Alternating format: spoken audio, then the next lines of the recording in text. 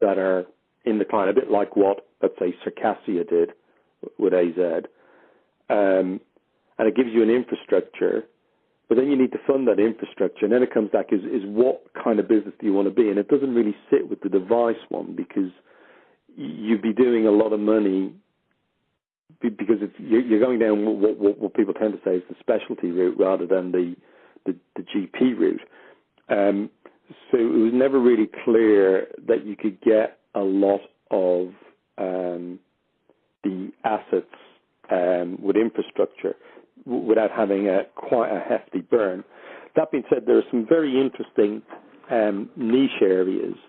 So one of them being, for example, so I'm just looking at something, neonates. And neonates require, if they're in intensive care, surfactant. And that is a really nice area to take, rather than going, and this is for the nebulized business where you're using liquid, because if you get into that, it means you move away a little bit from respiratory, but you use your devices to deal with the neonates in the ICU. The cost of ICU is quite extortionate per day, so there's no real pricing pressure. And then you can fit a load of other devices around it, because you only really have to fit about the footprint and into the workflow of the docs and nurses there. And we did a lot of work on that, and it just didn't sort of materialize at the time. But there are niche areas like that, but it doesn't apply to having it as a nebulizer business and a dry powder business. You need to sort of go down one or the other. Whereas if you go down that you just want to be a device player, having both strands can work, although you've got different economics. And the dry powder one is getting harder and harder to do, because the big players have a lot of in-house expertise.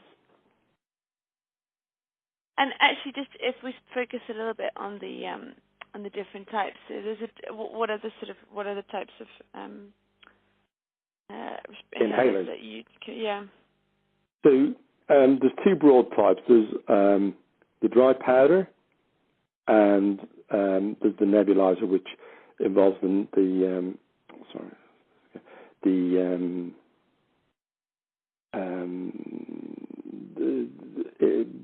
nebulizes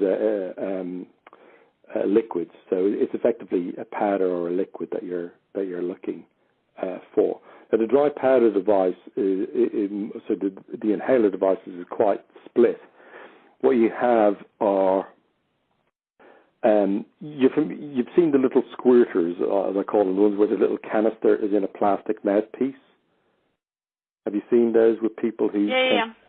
So they're one type, and they're called metered dose inhalers. And what you're doing is you're putting the drug in the canister.